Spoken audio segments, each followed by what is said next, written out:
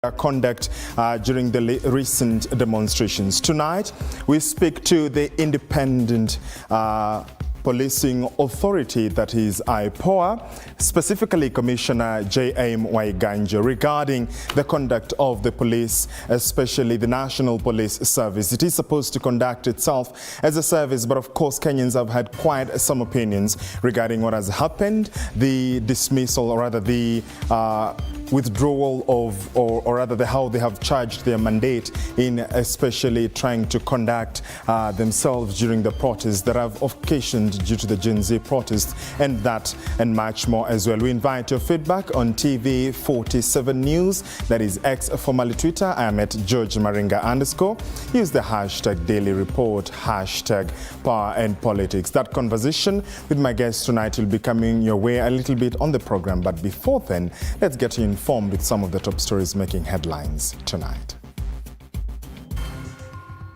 Tonight, Prime Cabinet Secretary Musalia Mudavadi outlines the measures the government will take to handle the fiscal gap brought about by the dismissal of the Finance Bill 2024. The focus, Mr. Chairman, of this financial year supplementary estimates is to align the budget to the revised fiscal framework following the withdrawal of the Finance Bill 2024. We take you through the mysterious preparations for the biannual rite of passage for the Bukusu and Bagisu tribes of East Africa. Plus, police in Kiambu conduct a door-to-door search for canisters of sodium cyanide looted from the site of an accident involving a transport truck en route to Uganda. We are trying to recover the cyanide tanks that got lost after they had an accident. So far we have recovered 8. We thank you for choosing TV47 to inform you. 22047 is our SMS line. Start with your name, where you're watching us from, followed by a question, comment, or feedback regarding the program tonight. Now, Prime Cabinet Secretary, that is Musalia Mudavadi, has laid out the plan to cover the 344 billion shillings revenue shortfall that emerged after withdrawing the Finance Bill 2024-2025. As announced by the President, to address this fiscal gap, the government will implement significant budget cuts alongside targeted new measures. Mudavadi said the National Treasury will reduce the development budget by 138 billion shillings, including 8 billion shillings from the National Government Constituencies Development Fund, CDF. The National Assembly's Budget and Appropriations Committee Chair, Ndindi Nyoro, acknowledged the necessary reduction in the Constituency Development Fund to better allocate resources for essential services and community needs. The focus, Mr. Chairman, of this financial year supplementary estimates is to align the budget to the revised fiscal framework following the withdrawal of the Finance Bill 2024. Mr. Chairman, I'm sure members are aware that the National Assembly considered and approved the financial year 2024-25 expenditures, which were contained in the National Assembly Appropriations Bill number 34 of 2024. This crisis has helped us to look at the expenditure side and address on a permanent basis some of the areas we feel could have been areas of waste. But I think the pendulum has swung too much. And we feel that as also the representatives of the people of Kenya, even when there is a very, very thin fiscal space, there are things that we have decided as Budget Committee, representing all the members of Parliament, that even if there is not enough money, there are things that we have decided that we must fund. One of those things, honorable members, is that we have decided, and the Education Committee appeared before us, that the 46,000 JSS interns who have been almost volunteering in our learning institutions being paid monies that are not commensurate with the work they are doing, that we have to provide monies for their confirmation to permanent and pensionable terms. Police officers from Limuru Sub-County Police Headquarters have conducted a door-to-door search to find containers of poisonous sodium cyanide, which are believed to have been stolen by residents from Kambembe area on the Nakuru-Nairobi highway after the truck that was transporting the substance to the neighboring country of Uganda overturned. Led by Limuru Deputy County Commissioner Charles Mukele, the officers managed to recover 8 of the 24 stolen containers, with Mukele urging residents who are still holding other cylinders to surrender them to the nearest authority, stating that they are poisonous to humans and should be handled with care to prevent harm. Kiambu Governor Kimani Wamatangi has said that he will ensure that there will be no transport of hazardous substances without supervision, urging residents from Kambembe to visit nearest medical facilities for testing if they have been affected by these substances. So we are appealing to people who have seen them elsewhere, not necessarily in Kiambu, to be able to alert any government officials who are around there so that we can be able to recover them. The owners are coming, they have told us they are coming, they are also carrying along antidotes for this poison so they can be able to give to any villagers who have been affected. Some 6 cans were taken by 2 matatus that were destined to Eldoret or maybe Western Kenya. We are very concerned that majority of people do not know how toxic this material is. And we shall be mounting as many as possible, moving on, in the wider Kiambu area to ensure that no one is transporting any unknown chemical as such. This chemical to the ordinary person is valueless. You can't sell it just off the cuff. 8 shortlisted candidates for the positions of Deputy Inspector General, Kenya Police Service, and Administration Police Service face the Eliud Kinuthia-led National Police Service Commission in a bid to woo the commission into forwarding their names to the head of state as suitable candidates for the job, a job that fell vacant after the resignation of Inspector General of Police Japhet Koome, which prompted President William Ruto to make changes in the country's policing body. William brings you the following report. Monday, one after the other in their official duty uniforms, they streamed into the interviewing room to face the Eliud Kinuthia Commission that had set camp at the Kenya School of Government in Loakabete, Nairobi. The 8 candidates shortlisted by the National Police Service Commission, hopeful to take up the mantle of the Deputy Inspector General of Police. The first to face the interviewers, who among them was the Acting Inspector General of Police Douglas Kanja, was George Seda, the current Coast Region Police Commander. Policing, as we know, is diverse. Policing, things happen spontaneous. Others, maybe you don't know. My take is that the way the protests are being done, the Constitution gives a clear view on how we are supposed to conduct ourselves. After Seda followed Eliud Lagat, Tom Odero, Vincent Kinas, Gilbert Masengeli, Margaret Nyambura, James Mokuha and Masood Mwenyi. Now, the curtains of the interviews did not fall without some flavor of charade. One Munyes David, a police constable, ignored all requirements, among them attaining the rank of an Assistant Inspector General, showing up at the interview fully armed with a file of his credentials and dared to face the interviewing panel. Remarkable indeed was Munyes' confidence and hope that he should be the next Deputy Inspector General of Police. This is an internal competition of our staff. There is nobody who comes from outside the police service who is qualified to compete for this position. So we are dealing with our staff. With the session coming to an end with no hitches witnessed, the chairperson of the commission, Eliud Kinuthia, had a parting shot. We ask you to do your job professionally, the way you have been trained and shown how to do it. Do not have or allow anger to control or to come in when you are doing your job professionally. The National Police Service will now forward suitable candidates to be appointed by the President to fill in the positions of the Deputy Inspector General of Police for both the Kenya Police Services and the Administration Police Services. Mwege William, TV47.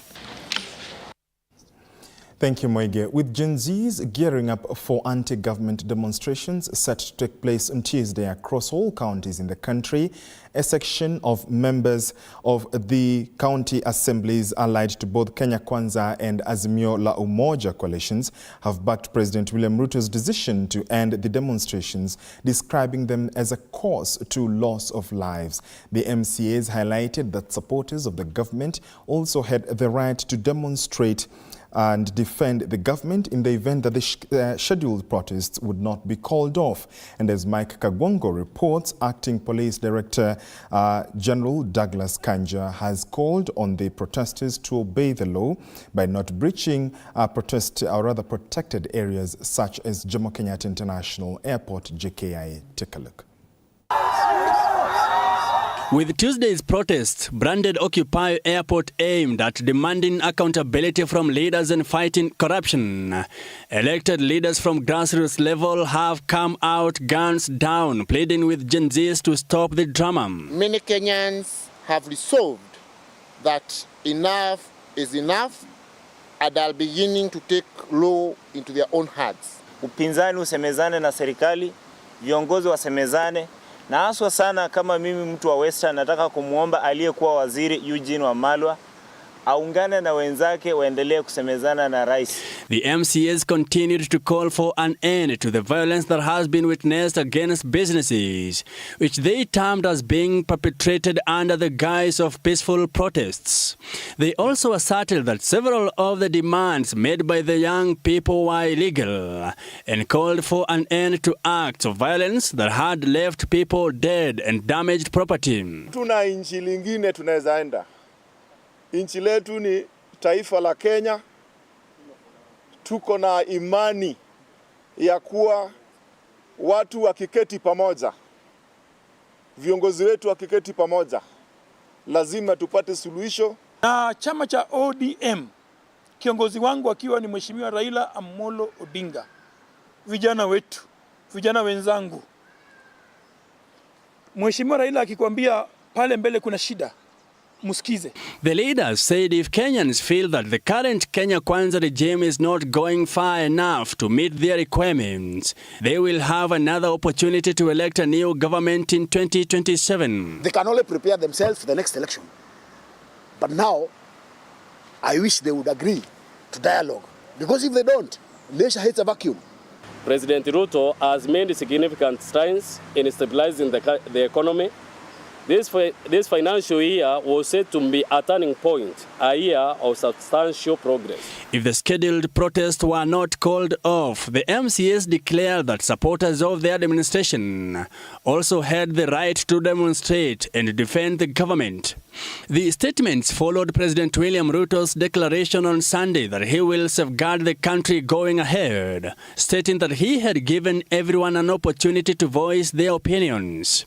Additionally, the Acting Inspector General of Police Douglas Kanja Monday evening urged demonstrators planning to occupy airport to refrain from accessing protected areas. In a statement, Kanja highlighted that protected areas include LPG plant, the bitumen plant and petroleum depot situated at Embakasi Aviation Depot in JKIA. He said the National Police Service is resolute in its commitment to uphold and enforce the stipulated laws. Mike Kagwongo, TV47, Nairobi. Uasin Gishu Senator Jackson Mandigo, together with two other co-accused persons, appeared before the Nakuru Law Courts on Monday for a hearing of a case of their involvement in the Finland education program SAGA, where the fourth and fifth witnesses appeared to testify against them, as Chichi Josephine now tells us. The fourth and fifth to appear on the dock were Kipkemboi Tanui, apparent, Angel Ruto, formerly Uasin Gishu Director of Education Fund. According to the fourth witness testimony, Tanui said he paid 351,000 shillings for his son Peter Kipkemboi on dates between June 13th, 2022 and July 8th, 2022. Kufuatilia hiyo advert, wewe ulifanya nini? Nilipa pesa. Ulilipia nani? county government opposing issue. Alikuwa nani wako? Kijana wangu. Kwa jumla ulilipia pesa ngapi? 351,000. He, however, admitted that his son informed him that the whole fee for a semester was 1.2 million shillings. Walisema advert iko nasema nini? Ilikuwa scholarship but mzazi analipa pesa. Mzazi analipa pesa. Yeah. Alikueleza kwamba anafaa lipe shilingi ngapi ya school fees? Semester moja? 1.2 million. 1.2 million. Yeah. On the question of whether he was aware why his son did not go to Finland, Tanui admitted that it is because he had not completed the payments and he wasn't in court to claim the 351,000 shillings on behalf of his son. Are you aware kwamba condition moja Peter hakusafiri kwa sababu hakuwa amelipa semester zote mbili? Yes. Good. Ambia mahakama inifanyie haki ya mtoto wangu. Haki inamaanisha unahitaji nini na nini? Nahitaji pesa. Joel Ruto, formerly Director Education Revolving Fund, admitted before Senior Principal Magistrate Peter Ndege that 400,000 shillings was withdrawn from the account on August 3rd, 2022 to buy furniture, adding that 120,000 shillings was withdrawn from the account on October 3, 2022 to cater for the allowances of the Uasin Gishu Overseas Education Fund trustees following a meeting held on the same date. What was the money meant for the 400,000? You know, this program, when it was started, there was a lot of paperwork. So we discussed with the principal trustee that these documents that are here could get lost because they are very sensitive and it involves a lot of money. So we needed to buy furniture, more so the cabinet, so that we could be saving this thing. So I went there and bought furniture. The case will continue tomorrow on Tuesday, where another witness is set to testify. Chichi, Josephine, TV47. Thank you, Chichi. U.S. President Joe Biden has ended his re-election bid. It follows weeks of calls from within the Democratic Party for Biden to step aside after a debate against Republican challenger Donald Trump last month raised questions about his age and mental acuity. People imputing reports from Washington, D.C. U.S. President Joe Biden has ended his run for the presidency. Sharing the news via social media on Sunday, he wrote, "It has been the greatest honor of my life to serve as your president. And while it has been my intention to seek re-election, I believe it is in the best interest of my party and the country for me to stand down and to focus solely on fulfilling my duties as president for the remainder of my term." Shortly after announcing his withdrawal Sunday, Biden endorsed his presidential running mate and U.S. Vice President Kamala Harris to be the new Democratic nominee. She wrote on social media, "I am honored to have the president's endorsement, and my intention is to earn and win this nomination." Reactions from top Democrats were swift, including House Majority Speaker Chuck Schumer, who wrote, "Joe Biden has not only been a great president and a great legislative leader, but he's a truly amazing human being." Former President Barack Obama, under whom Biden served as vice president for 8 years, said, "Michelle and I just want to express our love and gratitude to Joe and Jill for leading us so ably and courageously during these perilous times, and for their commitment to the ideals of freedom and equality that this country was founded on." Reaction among ordinary Americans is mixed. He has listened to the American people, and he has done what is best for his party and his country, and I think it's one of the most selfless, admirable things you can do. If you want to push somebody out, give me back a person who you think that should be a good candidate to run against Trump. They never gave that information, and that's what's disappointing with me. Republicans also reacted, calling on Biden to resign as president immediately. Pressure had been mounting on Biden from within his own party, mostly behind closed doors, but also publicly to quit his re-election bid, following a disastrous presidential debate with Donald Trump last month. During the debate, he had memory lapses and rambled at times, causing concern that he was cognitively unfit. In the days and weeks that followed, Biden hit the campaign trail, adamant that he was fighting fit and committed to staying in the race. He also went on a media blitz designed to show that his debate performance was little more than a bad night, as the president had repeated to the American people. But he continued to make more comments that concerned viewers and voters in subsequent days, while deflecting questioning and critiques about his mental acuity. With donors tightening the purse strings and polls showing Biden trailing Trump, by Sunday, at least 35 Democratic lawmakers had publicly called for Biden to pass the torch. Biden is expected to address the nation within the coming week. Harris, meanwhile, has less than 4 months to appeal to members within her party to back her and the American people to carry her to presidential victory come November. Poppy Mputing, CGTN, Washington. Thank you, Poppy. The Principal Secretary for the Ministry of Interior and National Administration, Julius Bitok, has attempted to clear the air about the new ID cards to be known as Maisha card that will be renewed every 10 years at a cost of approximately 1,000 Kenyan shillings. He has insisted that the new system, introduced in 2023, is necessary for various reasons, including to comply with the best practices to improve security and to consolidate databases. Now, the Ministry of Health has embarked on the process of finalizing the Quality of Care Bill to allow patients to access higher standards of medical care. The ministry announced that the new law will ensure that both public and private health facilities across the country adhere to certified service delivery standards to achieve zero preventable patient mortality. And Odida with the details.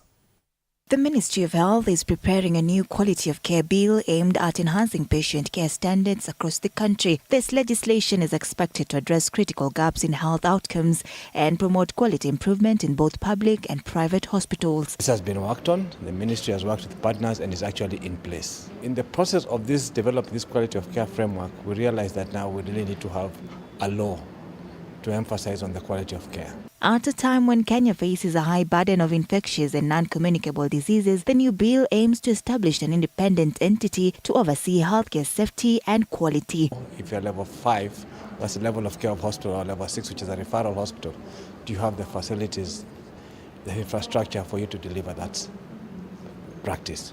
Do you have the staffing norms, the numbers, the people who are able to deliver this service? If that's a tick, now we say you have the tick. We'll come and look at the health products and technologies. We'll look at the lab. Do you have the right things that are required? If you have an X-ray, are they the right machines? The urgent need for standardized patient care approaches to enhance Kenya's health systems has also been underscored, with stakeholders emphasizing that the healthcare system is currently in crisis, facing challenges such as staff shortages and coordinated operations and high care costs. In low and middle income countries, up to 60% of the deaths are because of poor quality care.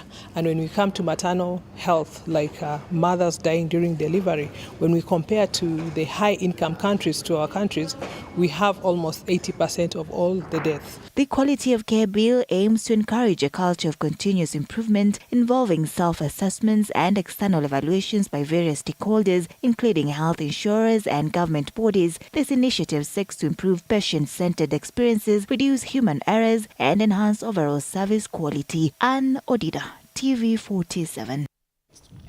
Thank you, Odida. As the war against illicit brew continues in the country, 4 people died while 7 others are receiving treatment at Mwingi Level 4 Hospital after consuming illicit brew in Chuso Ward, Mwingi North, Kitui County. Anastasia Mukabi reports. This is Mwingi Level 4 Hospital, where patients were rushed after consuming illicit brew.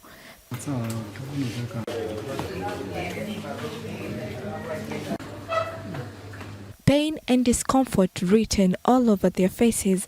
Unfortunately, 4 people died while 7 are still fighting for their lives after consuming poisonous alcohol. Kuna mahali ilikuwa kazi hii ya mjengo tukijenga. Sasa tuseme kitu kama saa 8 hivi, sababu hiyo mzee alikuwa ametengeneza hiyo karubo yake.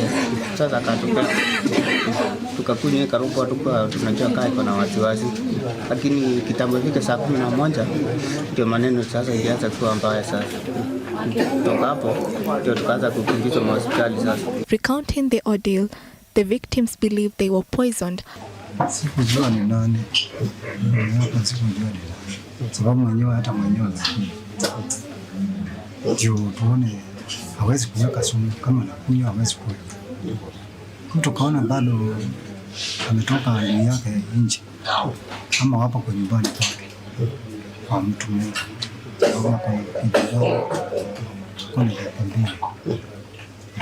Na hiyo moja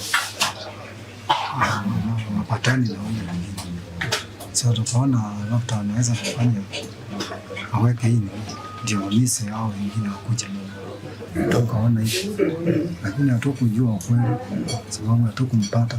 Area Chief Kasioka Kilonzo confirmed the dire situation, revealing that the bodies of the deceased are at Kuso Level 4 Hospital mortuary. Anastasia Mkabi, TV47. Inzu ya Masaba elders, that is Bukusu community of Kenya and Abagisu from Uganda under Bamasaba Kingdom, have announced that the preparations for the official opening of the circumcision ceremonies for the young men of these communities this year have been completed. The circumcision ceremony will be officially started at Mutoto grounds in Mbale town, Uganda, where the Ugandan President Yoweri Kaguta Museveni, alongside other leaders from across the continent, including the Speaker of the Kenya National Assembly, Moses Wetangula, are expected to attend. Wanji Sostin has filed the following report. It is circumcision season among the Bukusu community found in Bungoma and Trans Nzoia counties, a culture that serves as one way to transition the youngsters out of childhood into adulthood. The Bukusu community and their colleagues from the Abagisu community from Uganda have decided to hold these celebrations together to promote their culture, given that these communities have had a close relationship in history, being known as the Masaba tribe. According to the Inzu ya Masaba Prime Minister Walimba Charles Masolo, this year's circumcision celebration will be of its kind since its inception. So somebody should not think we just started yesterday. It's an old culture, but now we want to make sure that it has more value. The population which is coming after us, both in Kenya and Uganda, is going to be bigger and bigger. We want to write the history of our culture, both in Kenya and Uganda, so that our children who are coming after us get the history of our culture and carry it forward. Prime Minister Masolo reveals that they have invited prominent guests across the continent, including President Yoweri Museveni of Uganda, as well as the Kenya National Assembly Speaker Moses Wetangula and other African kings. Initially, only parents and mothers were coming, but this time you must send us a team of those young men. We shall take care of them, and they compete, and they will demonstrate to the brothers and sisters of Kenya to know that they are Bamasaba, they have come home. The Deputy Prime Minister in the Kingdom of Bamasaba, Bifoli Wakoli, says that the celebrations will not only be about circumcision, but will be used to promote the traditions and culture of the community by using language, food, dance and songs, so that the young Bukusu and Abagisu communities have a better understanding of their own culture. We want to make sure that we put in the syllabus our language, so that somebody can learn from primary and you go up to university to take a PhD in Lumasaba, in Lubukusu, in Lukisu, so that let it not that you go to learn English Unaenda kusoma Kiingereza mpaka unapata PhD. Kiswahili unapata shahada. The official opening of the circumcision ceremony is on the 1st of August and ends on 3rd same month. This comes in place as traditional circumcisers in Bungoma County have already started the special process to bless knives, popularly known as chingembe, ready for the task.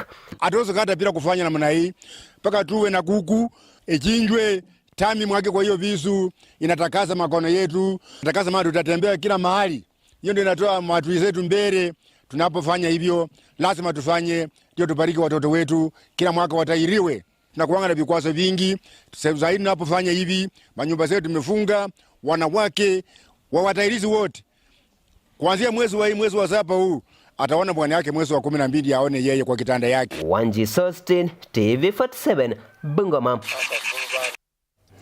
Thank you, Wanji Sustin, for that report. We're taking a short break right here on the Daily Report. When we come back, we have more stories, including the conversation with my guest tonight, that is J.M. Waiganjo, a commissioner with the Independent Policing Oversight Authority, IPOA Policing.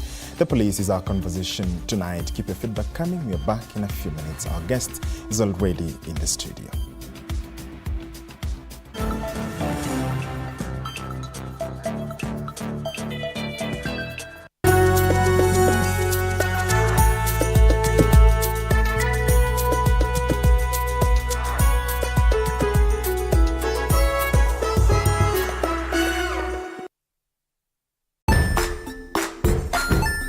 Hey there friends, welcome to Kids on the Block, where fun and imagination come alive. We dive into magical world filled with exciting adventures and awesome friends. What position were you in? I was number 2. What position were you? Number 1. He decided to cross the bridge by his house and look for food on the other side. We're going to do half cup of chocolate chips, and the other one, we're going to do half cup of the blueberries. So, grab your imagination hats and get ready to explore with us.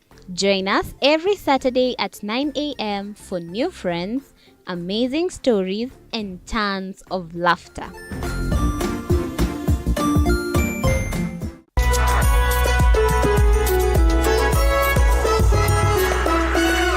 Join us as we explore the journeys of those who defy the odds and break barriers. We dive deep into the stories of triumph. Sometimes when parenting a child with a special need or whatever disability, family life becomes a bit complicated and you may end up raising the child on your own. Here, we inspire,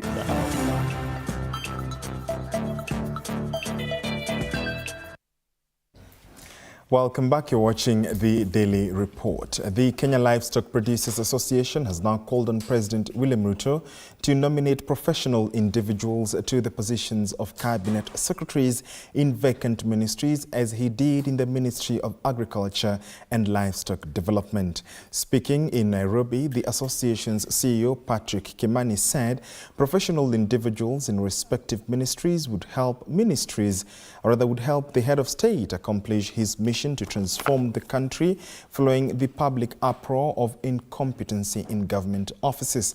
The leaders also lauded the nomination of Patrick Muhia in the Ministry of Agriculture and Livestock Development, highlighting how the former transformed the ministry when he worked as a junior officer.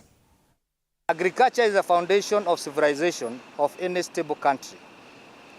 If we get it right in agriculture, everything else will follow suit. The sector has the potential to create over 1 million job opportunities across the various value chains from farm to fork. Kenya spent over $3 billion every year on food imports, majorly on products that we can produce locally, ensuring that Kenya is food secure, but also catalyzing job creation for the youth and women of our great nation. If he can tackle those 5 issues, he will cement his legacy in the hearts and minds of the Kenyan farmers.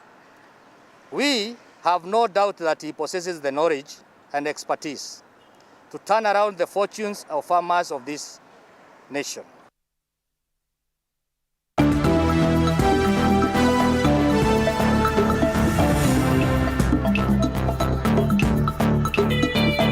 Sports news brought to you by Maybets.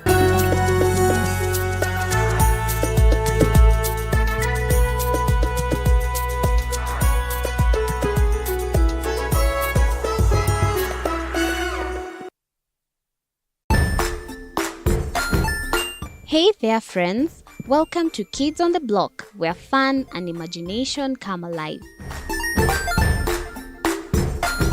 We dive into magical world filled with exciting adventures and awesome friends. What position were you in? I was number 2. What position were you? Number 1.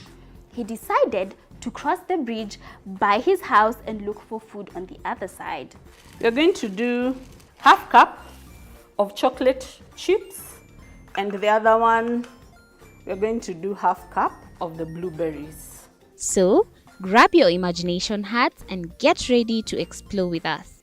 Join us every Saturday at 9 a.m. for new friends, amazing stories, and tons of laughter.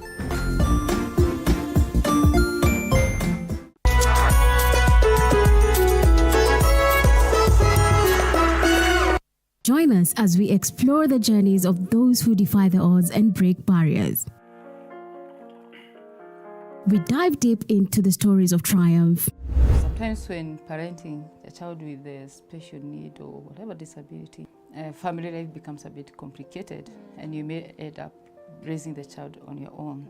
Here, we inspire. I have a farm which one we showcase with other dyslexic youths and autism, how to farm. Motivate. It's never easy, but what we do, the best thing is to work with another parent who has an elder child than yours. And break through the barriers one story at a time.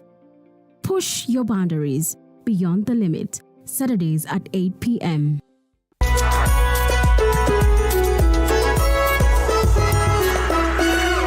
The Grind, where business meets brilliance. It's not just about the ideas. I was working as a shampoo boy. I used to wash clients' hair on the sink. It's about making them happen. From big wins. In primary school, when we would be asked what people want to be, I was categorical that I want to be a nurse.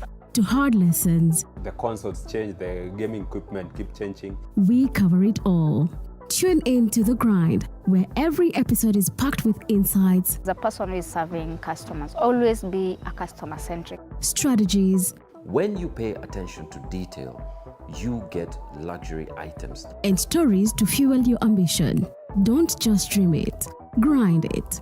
Mondays at 7:30 p.m.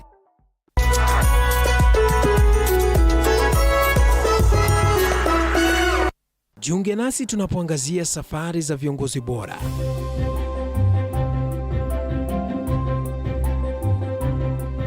Kutoka kwa ushindi mkubwa hadi masomo magumu. Wakati wetu kwamba wasichana si wa kusoma, ni wa kuolewa, ng'ombe ipatikane, wazazi wakuwe watajiri. Tunashughulikia yote.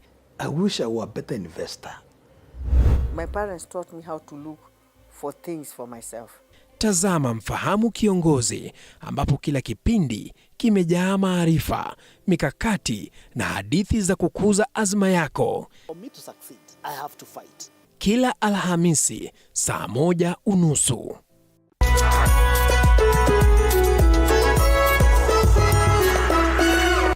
Welcome to The Realtor, where we take you on an exciting journey from bare land to dream home. Step 1. Finding the perfect plot. We explore location, size, and potential. Next, construction begins. Witness the foundation being laid, walls rising, and rooms taking shape. Step 3. Electricity matters. We delve into wiring, switches, and smart home tech. Step 4. From paint choices to fixtures, it's all about aesthetics. Step 5. It's time to get the right furniture. Finally, the big day. Time to move in and create memories. Join us on the journey to making homes a reality on The Realtor, Tuesdays 6:30.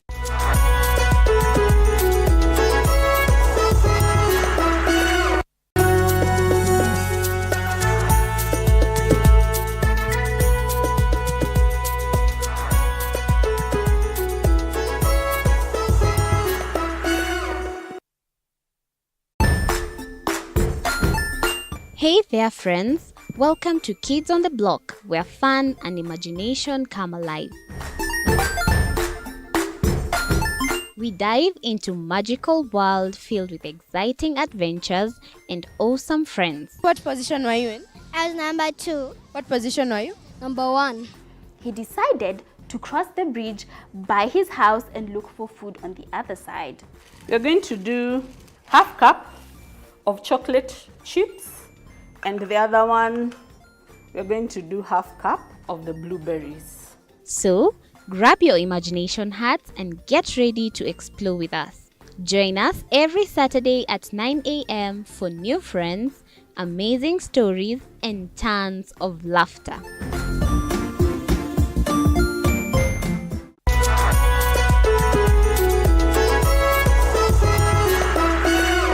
Join us as we explore the journeys of those who defy the odds and break barriers. We dive deep into the stories of triumph. Sometimes when parenting a child with a special need or whatever disability, family life becomes a bit complicated and you may end up raising the child on your own. Here, we inspire. I have a farm which one we showcase with other dyslexic youths and autism, how to farm. Motivate. It's never easy, but what we do, the best thing is to work with another parent who has an elder child than yours. And break through the barriers one story at a time. Push your boundaries beyond the limit. Saturdays at 8 p.m.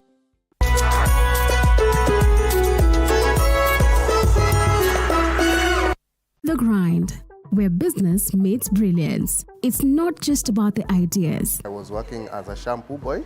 I used to wash clients' hair on the sink. It's about making them happen. From big wins. In primary school, when we would be asked what people want to be, I was categorical that I want to be a nurse. To hard lessons. The consoles change, the gaming equipment keep changing. We cover it all. Tune in to The Grind, where every episode is packed with insights. The person who is serving customers, always be a customer-centric. Strategies. When you pay attention to detail, you get luxury items. And stories to fuel your ambition. Don't just dream it, grind it. Mondays at 7:30 p.m.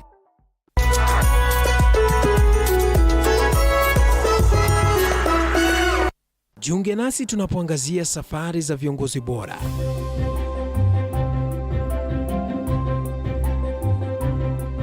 Kutoka kwa ushindi mkubwa hadi masomo magumu. Wakati wetu kwamba wasichana si wa kusoma, ni wa kuolewa, ng'ombe ipatikane, wazazi wakuwe watajiri. Tunashughulikia yote. I wish I were a better investor. My parents taught me how to look for things for myself. Tazama Mfahamu Kiongozi, ambapo kila kipindi kimejaa maarifa, mikakati na hadithi za kukuza azma yako. For me to succeed, I have to fight. Kila Alhamisi saa 1:30.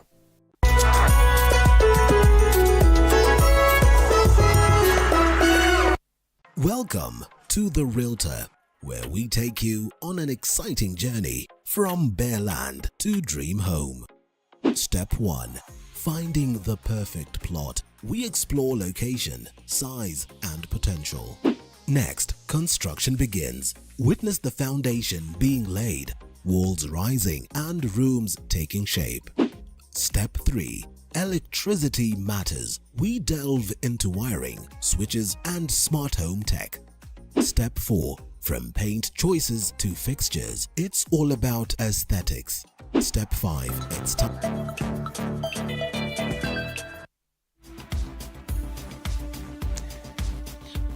44 minutes past the hour. We thank you for staying with the Daily Report. As we promised you earlier on, we have our guest tonight, who is J.M. Waiganjo, a commissioner with the Independent Policing Oversight Authority, that is IPOA. Our topic of conversation tonight being policing the police. Bwana Commissioner, welcome back and thank you for staying with us. Thank you for having me. Brilliant. And I want to begin from what we've seen, especially when the protests began. And for 4 days, just about 4 days, the protests seemed normal and has had progressed for quite a while, and the Gen Z were making their demands known in what has largely been viewed as a peaceful protest until the police stepped in. Do you share the same opinion that every time there are protests, it is the police who make things worse? Not necessarily. Like you have observed, the demonstrations were quite passive, actually peaceful for the first days. But then again, our observation is that they were also hijacked by people who are not Gen Z demonstrators per se. And the only fault we are finding with the police is their lack of concentration with the goons who invaded the demonstration, and instead seems to disperse the crowds unilaterally. So what we have been recommending is that there is need to isolate the goons from the protesters. And the reasoning is that, as you know, mainly when there's an opportunity like that, you are likely to get people who do not necessarily come to demonstrate, but to root and destroy property. Yes. One of the functions of the police is to protect life and property. And in an instance where the police now finds that there are people who are rooting, then it is at such moments when they are supposed to intervene, probably even use their arms. We have also seen protesters attacking the police, and we have many, many cases. In fact, we have about 140 officers who are getting treatment out of injuries which they got during the protests. So it's both sides. On one hand, there are goons or criminals who are joining the protesters, and on the other hand, we need our police to do more and cooperate with the protesters so that the genuine protesters are guarded, the criminals are weeded out. Do you think it is difficult? Because a number of the scholars who have spoken to us, those we've spoken to, they say the problem comes even due to the selection of those who go to handle the protests. So much so that, say, someone respectfully with just about your age would be able to identify someone who would be able to look like a goon or a criminal or an infiltrator, compared to a much younger whose psychological nature and composition is quick and gets irritated very quickly. Do you think that even the composition of the police officers dispatched could be a problem? Well, on the age of the police officers, the GSU are normally between 18 and 28 years old. So you'll find that it's not possible really to bring older people in the beat. But more importantly, and this is what we have been recommending, is to get a law that regulates picketing. Because picketing is provided for in the Constitution, but we do not have a standalone legislation on how that picketing should be done.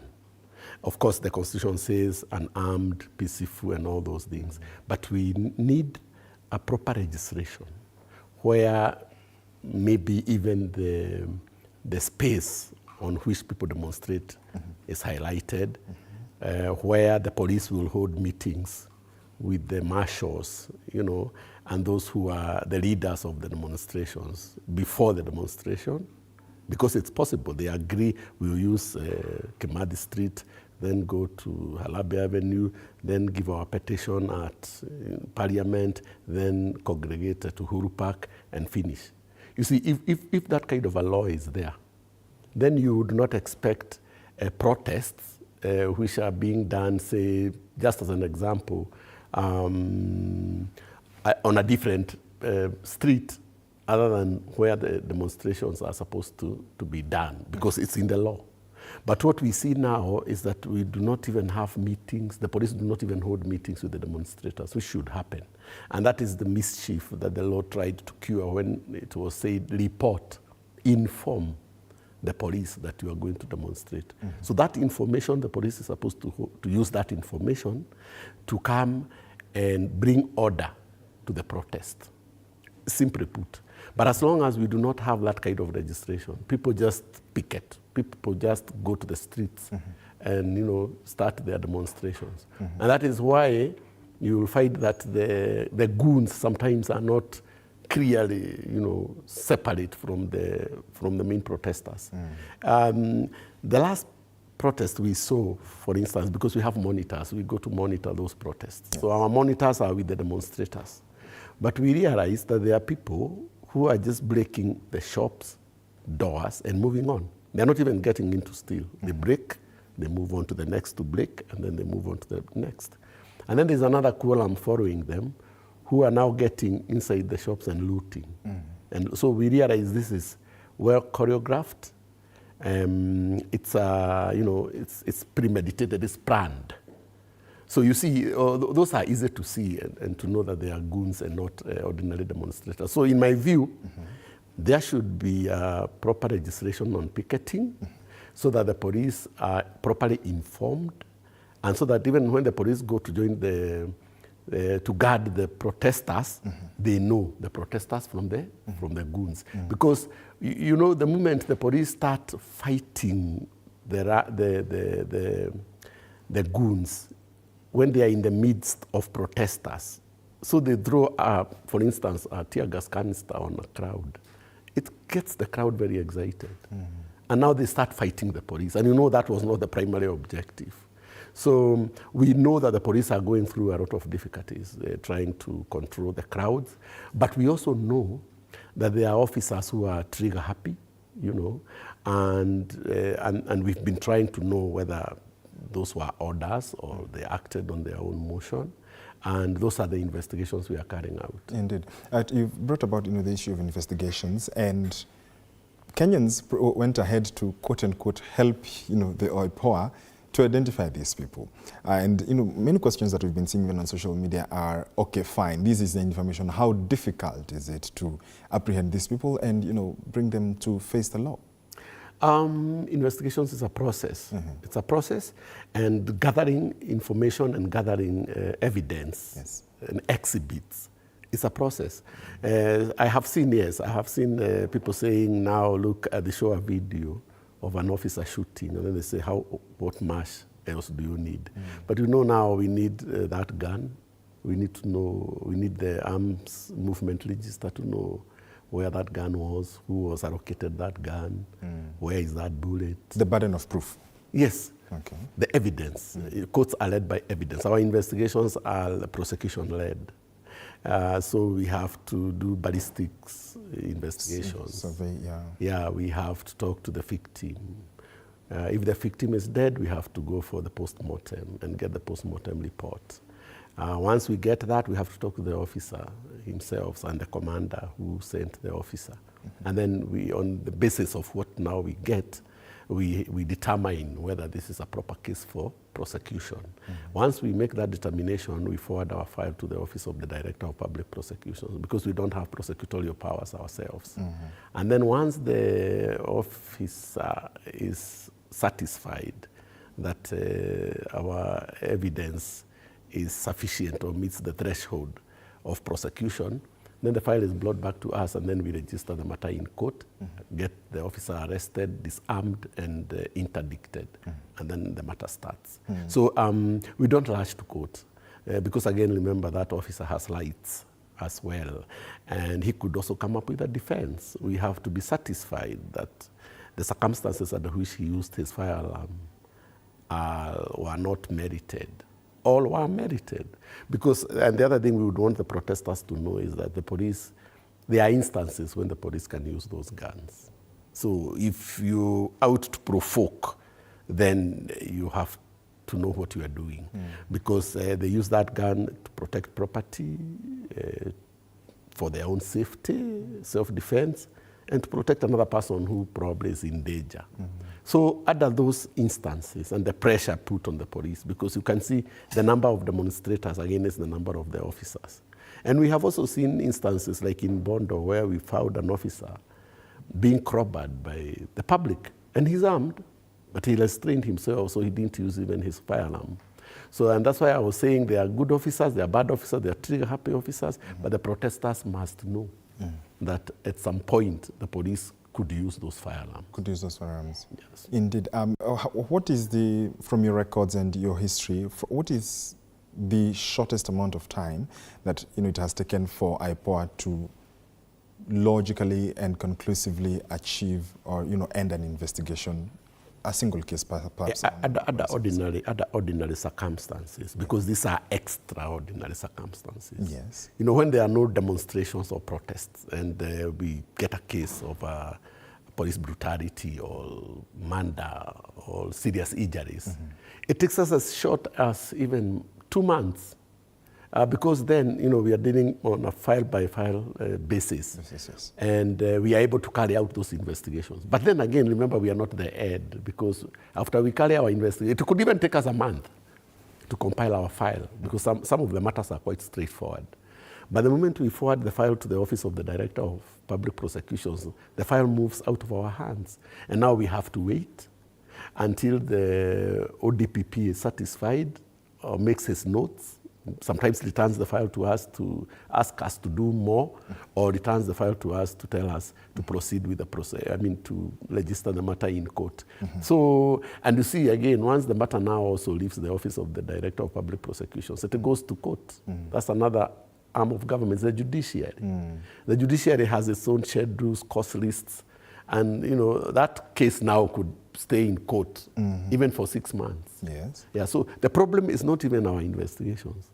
The problem is, where does the file go next? Okay. For instance, we have already forwarded up to 8 files to the Office of the Director of Public Prosecutions on these recent demonstrations. But we haven't seen somebody taken to court. Yeah, so we are very hopeful that perhaps in the next few days, we need to see officers taking plea in court, appearing in courts. Okay. Yeah, so you see, we have already completed those 6-7 files. We have forwarded them to these protests. Of these protests. We are looking at about 42 mandats, which is that's across the country. Yes. Yeah, so our investigations could be quicker, but then the wheels of justice grides very slowly. Because it's about due diligence also. People have rights. You are innocent until you're proved guilty. And we also don't want to do a shoddy job. Because if we go to court and we start getting acquittals of officers we have taken to court, then we will be liable for malicious prosecution, for example. Yeah, so we have to make sure that the people we are taking to court, we are almost 99% sure that watertight. Yeah, watertight. Absolutely. Going back to the law of protecting lives and property between especially the roles of the police, I've got a question here from Victor, and I'll coin it because he asks, ask if the police need to identify themselves, especially non-uniform, because whereas protesters are supposed to notify the police, it should also be the police should say, okay, we will be deployed in this manner. We will not be having plainclothes police. What happens in this case? As you say, we are in extraordinary times. Should they be able to identify themselves? Absolutely, absolutely. And it is the law. It is in the National Police Service Act, and it is also in the service standing orders that police man or woman has to be in uniform. They have to display their service number and their names. And they have to inform the person they are arresting why they are arresting them, what offense they have committed, and then they have to take that person to lawful custody. Not the abductions we are seeing. That is illegal. It is illegal for police to wear hoods, to hide themselves.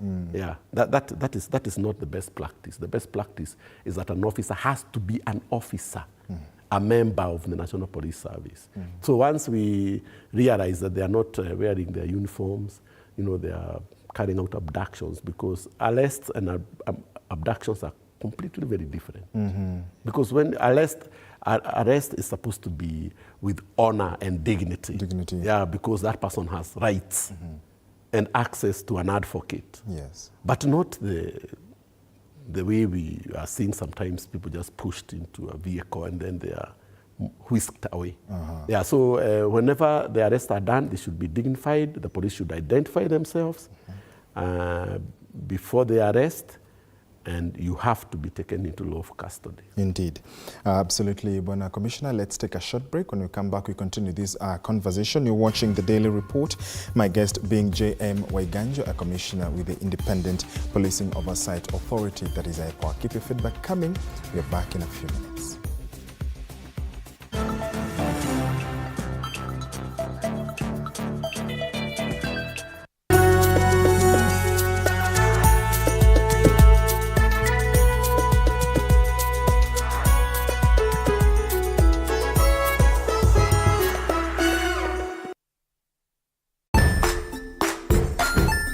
Hey there friends, welcome to Kids on the Block, where fun and imagination come alive.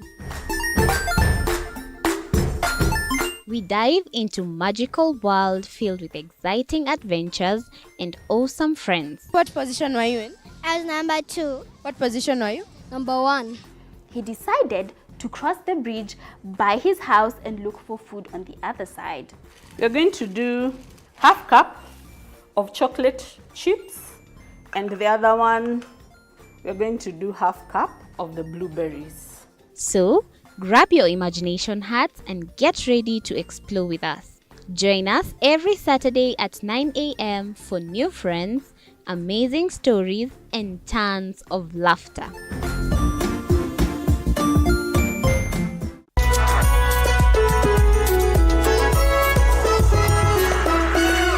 Join us as we explore the journeys of those who defy the odds and break barriers.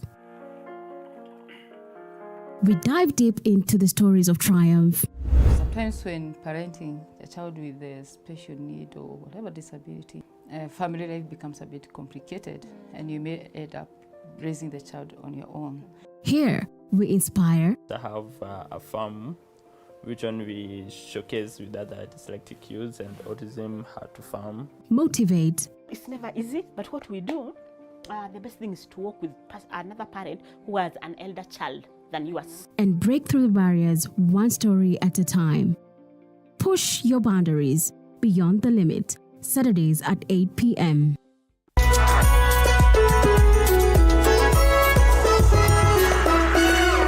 The Grind, where business meets brilliance. It's not just about the ideas. I was working as a shampoo boy. I used to wash clients' hair on the sink. It's about making them happen. From big wins. In primary school, when we would be asked what people want to be, I was categorical that I want to be a nurse. To hard lessons. The consoles change, the gaming equipment keep changing. We cover it all. Tune in to The Grind, where every episode is packed with insights. The person who is serving customers, always be a customer-centric. Strategies. When you pay attention to detail, you get luxury items. And stories to fuel your ambition. Don't just dream it, grind it. Mondays at 7:30 p.m.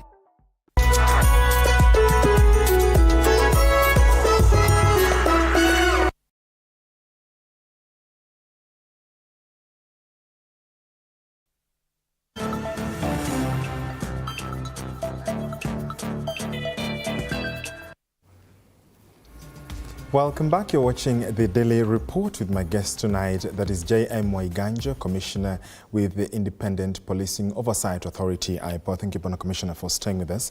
Dr. Kamau Wairuri is a policy analyst who was here on Thursday speaking about policing of protests, and he said IPOA made good recommendations on the policing of protests after the anti-IBC protests. Has IPOA been consulted by the National Police Service, NPS, and the government at large on how this policing of protests could be done better?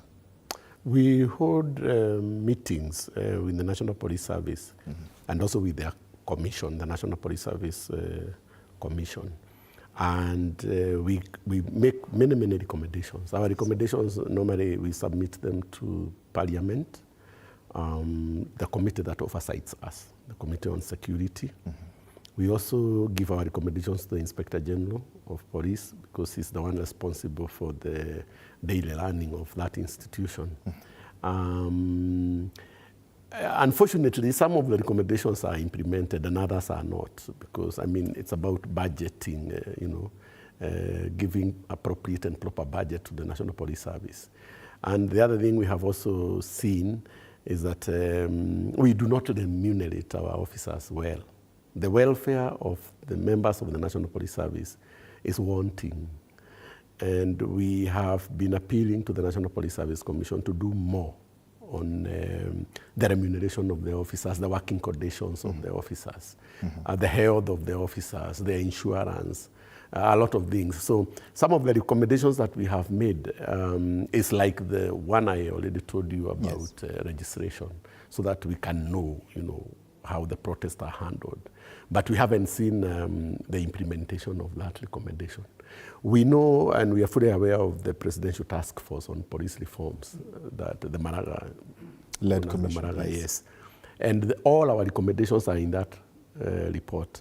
So we are very hopeful and very optimistic that this time those recommendations that are within that task force will be implemented. Because if they are implemented, I believe the Kenyan police are learned and professional. All we need to do now is to make sure that their welfare is taken care of, even mentally, because you have had incidences where the police maybe shoot their boss or shoot themselves, or all those things. So we know there's a problem with the service. We have made appropriate recommendation, and we are looking forward for the proper implementation of the Presidential Task Force on Police Reforms. But Commissioner, the issue, the bone of contention, especially during the last 1 month, has been Article 37, that is, the right to protest, the right to picket.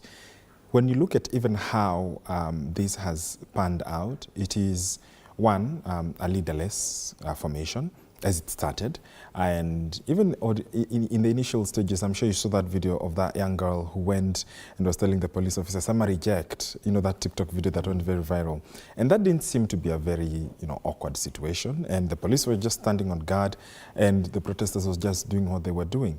How difficult is it to ensure, because this is the same police force that says it has intelligence on several factors.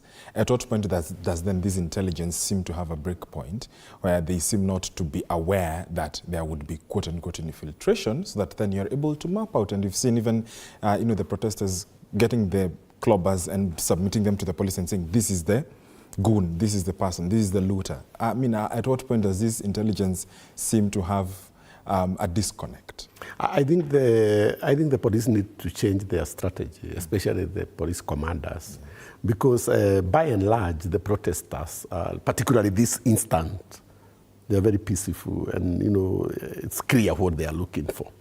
I do not know myself whether it's a very good thing to be leaderless, because I believe the police can only talk to people who are identifying themselves as the leaders of those protesters, because there has to be a meeting point. As for the intelligence that the police gather to know whether there are rooters and goons within the demonstrations, I would just say it's the failure of the police to be up on their game, because you cannot tell me that they are completely ignorant of the fact that there will be infiltration by goons unless they're the ones doing it. So we know that it's possible to have a peaceful demonstration if the police commanders change their strategy. Because, if you go out to crowd protesters, they will get violent and we will get fatalities. And you see, I remember one of the instances when the Gen Zs met at Uhuru Park, thousands of them, and there was no incident. That concert? Yes. They appeared, they did their concerts, they took their selfies with the officers, and they went home. So my submission is that our officers are actually very professional. But the problem is when, they don't get proper guidance and direction. Because I don't know why a commander would allow an officer under his platoon or her platoon to go to the streets with hoods. What if, Commissioner, it is not the commander? What if it is someone else? I believe the officers act under the chain of command. And that assumption is in the law as well. So I do not want to make speculations. Because we are operating assuming that the law is being followed, but there are instances, of course, where the law is actually indeed not followed. We've seen those speculations on X, on social media, alleging, and because you raise a very valid concern, why would a police officer do that? Because we saw what they did that Sunday. I covered that concert that day, and it was peaceful. But whenever they seem to be outside a comfort zone for the authorities, it seems to be a problem. Do you think there is a possibility that these orders could be coming from somewhere? I believe those orders could be coming from the police commanders, because I do not expect, and I have no evidence, that the police can act under anybody else's command. Okay. The Inspector General of Police is an independent office, and if the IG indeed allows anybody else to give directions to the police, then he will have broken the law. So I want to proceed from the assumption, and that is what we know, that all the instructions on how to quell the demonstrations, they come from the chain of command of the National Police Service. I don't expect it to come from elsewhere. And where the military, for instance, is deployed, that has to go to Parliament, and it has also to come to the attention of the Independent Policing Oversight Authority, so that even those army officers directly comes now under our oversight. Yes, so the information we have is that we do not expect that anybody can be directing our police officers on what to do. The police have their budget, they're independent. So, I mean, unless you have any evidence to show that anybody else directs the police, I have none. And I believe it is the commanders who direct the officers. And there's also commander responsibility. So that there's commander responsibility and personal responsibility. So if there are illegal orders granted by senior police officers to their juniors, the responsibility is personal. The liability is personal. You cannot say that you acted on an illegal order. You'll be held accountable yourself. And your boss will also be held accountable on his own or her own. Yeah, so for me, I think, I don't think anyone has infiltrated the chain of command of the National Police Service. Okay. We've seen those in authorities, those in power, the government, as it were, seemingly not condemning either in verbal form or in written form the actions. In fact, there seems to be, a small pat in the back to these officers in their conduct. We've not seen that. Do you think that contributes in a way to the exacerbation of this very unruly behavior, especially from the police? Because if people are coming in hoodies and they are, because in an ideal situation, this is the side of the protesters, this is the side of the police officers. If this side has someone in a faceless, as it were, do you think the lack of condemnation, of the lack of calling out of these activities could be contributing to that? Yeah, I think so. I think we need to see more from the Inspector General of Police, even directing his officers to deal with the protesters professionally, and to reduce the fatalities. Yes. So when there is, such brutality and there is no condemnation, it probably gives encouragement to the officers to proceed with such brutality. So in my view, I think the Inspector General of Police has to be hands-on, has to give proper directions, and has also to give confidence to the public, and also assure the public that they will cooperate with the Independent Policing Oversight Authority, and also tell the officers that if they break the law, then IPOA will take up those matters and they will not be protected by the Inspector General of Police. So we would want a scenario where before the protests, we hear the Inspector General of Police directing the public to be peaceful and also asking his officers to be humane and professional. So the moment they are not, such acts are not condemned, I agree, it could be a fuel, it could fuel those who are trigger happy to go on and commit those atrocities they are committing. And that could be the reason, talking even about trigger happy, the incident you saw with our colleague, the journalist, shot in Nakuru. Oh yes, oh yes. We have followed that matter. We have taken the statement of your colleague, and we are actually investigating, and that officer could take a plea in the next few days. In the next few days? Yes, because she claimed she was targeted, and there seems to be credence in her allegations. In the era where social media is very open, and there are so many tools that one can use, and to point out ills in the society, do you think that perhaps the police service, as it were, has not conformed and is not up to date with the in what has been going on, the terminology tone deaf? It is not aware that you're dealing with a generation and a population that is very aware of their rights, that knows what is happening. Do you think there is that laxity in appreciating and knowing that if you do not do something, or you do something in a particular way, you'll be called out? And we've seen that their numbers have been shared. They have been quote unquote sent greetings. What do you make of that? Yeah, of course. I know the police has come a long way. Yes. I cannot say that we haven't moved towards the right direction. But I'm also aware that there are officers who are very brutal and who have refused to move with the times. They are still living on the era of the National Police Force. Yes. And the National Police Force has since turned into the National Police Service. So there is more to be done. There is more in their curriculum to be done. There is more during their recruitment to be done. But like I told you, most of them are very young. The protesters and the demonstrators are basically the same age. So as the protesters are aware, the agencies are aware, they are, they have tools. The police also have tools, and they are also following up on those conversations that are going on online. So I think the solution will come from the leadership of the National Police Service, the leadership of the National Police Service, and the law. You see, where there is no law giving regulations on how to picket, without legal framework, of course you expect people will act outside the law.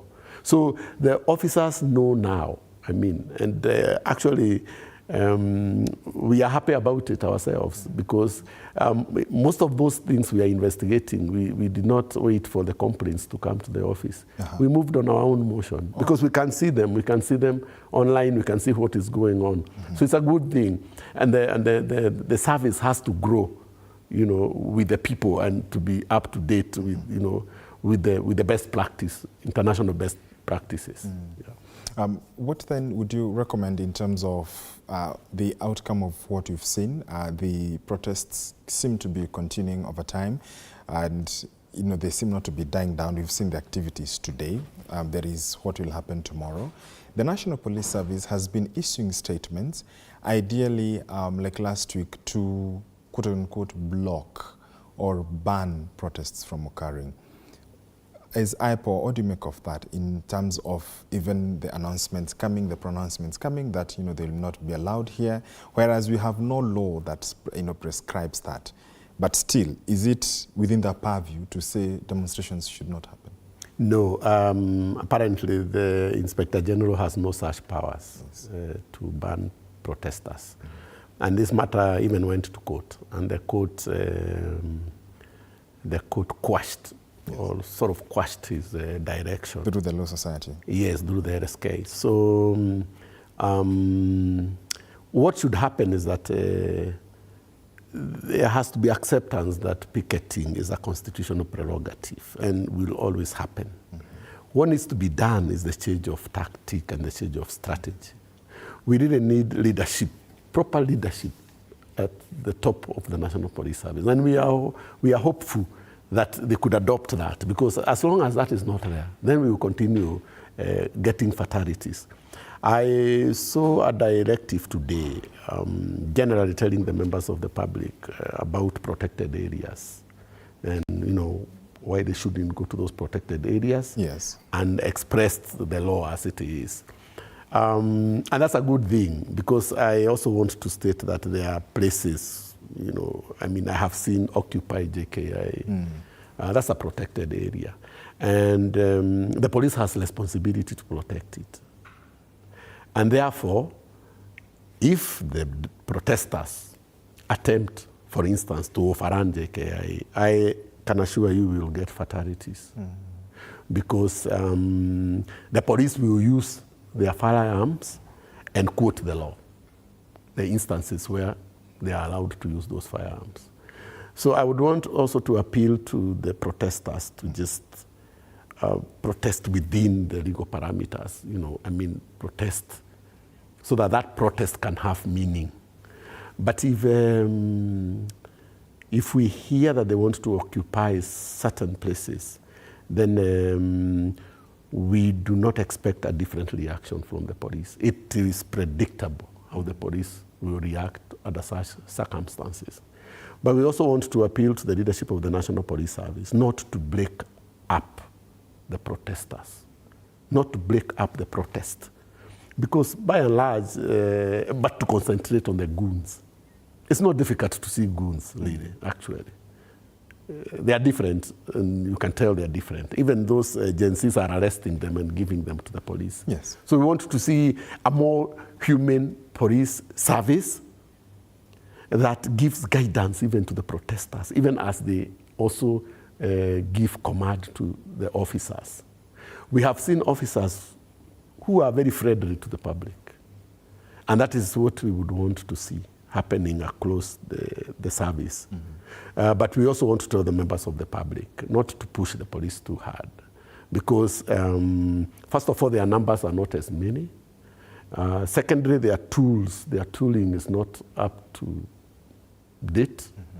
And because protests are supposed to express a view or to demand for a right, yes, the Constitution is clear. It's not just to protest, it's to protest and give a petition. So they have an head. And the head tail of the protest is to give a petition. Yeah, to a lawful authority that you want to express your dissatisfaction to. So for tomorrow, I would want the protesters to urge the protesters to keep away from protected areas. Yeah, let us have peaceful protest, because if they go to protected areas, I'm afraid we may get more fatalities than we have got in the past. What is the view of IPOA in the Occupy Parliament Day, the activities that occurred in terms of occupying Parliament and getting inside? What are some of the areas that IPOA, you say, okay, legally this is allowed, this is not allowed?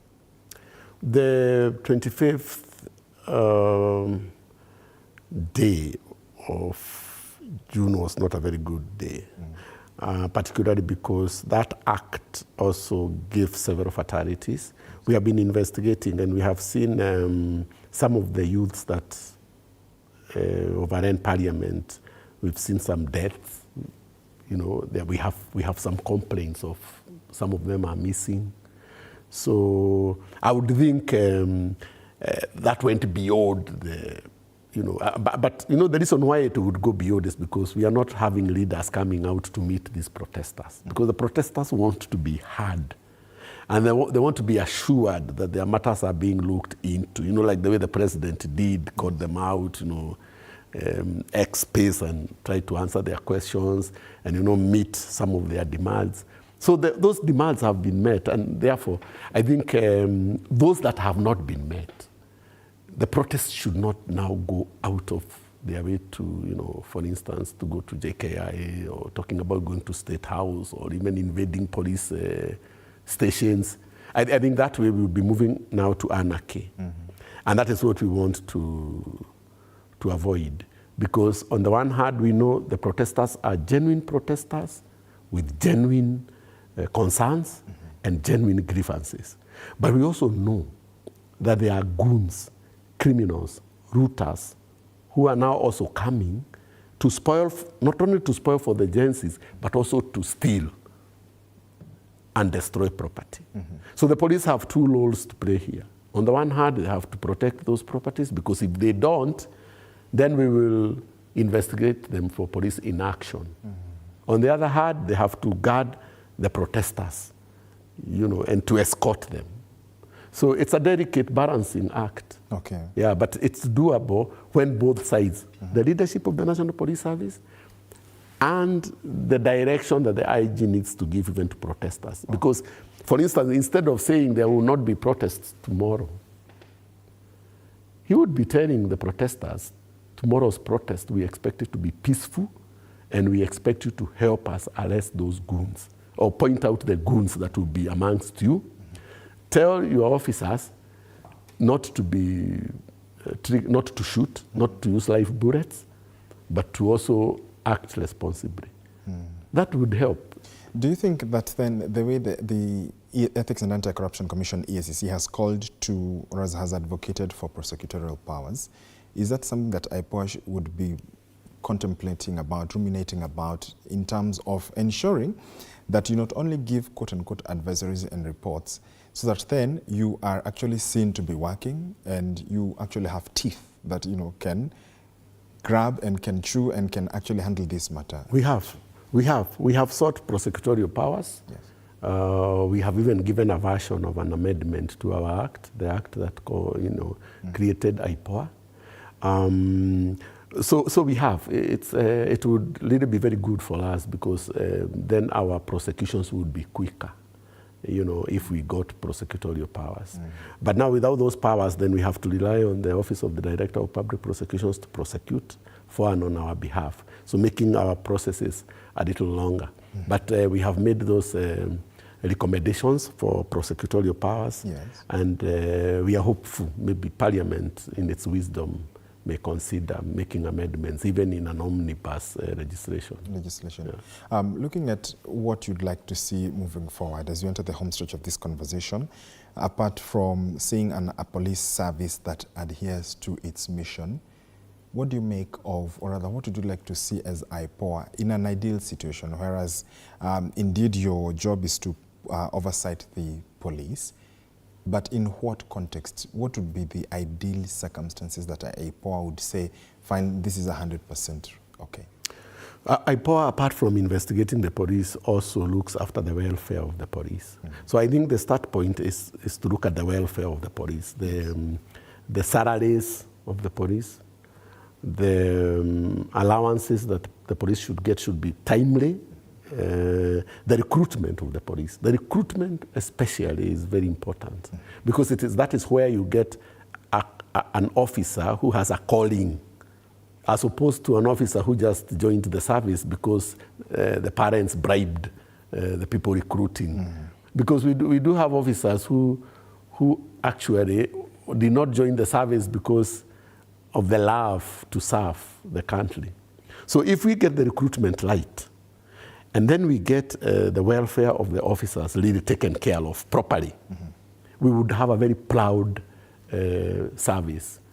Today, if you look at the National Police Service, the membership of the National Police Service, what you see is a very underpaid officers working under very difficult circumstances. Yes. Officers who have nothing in their pay slips because they already used their money on loans and stuff like that. And an officer like that will take a bribe.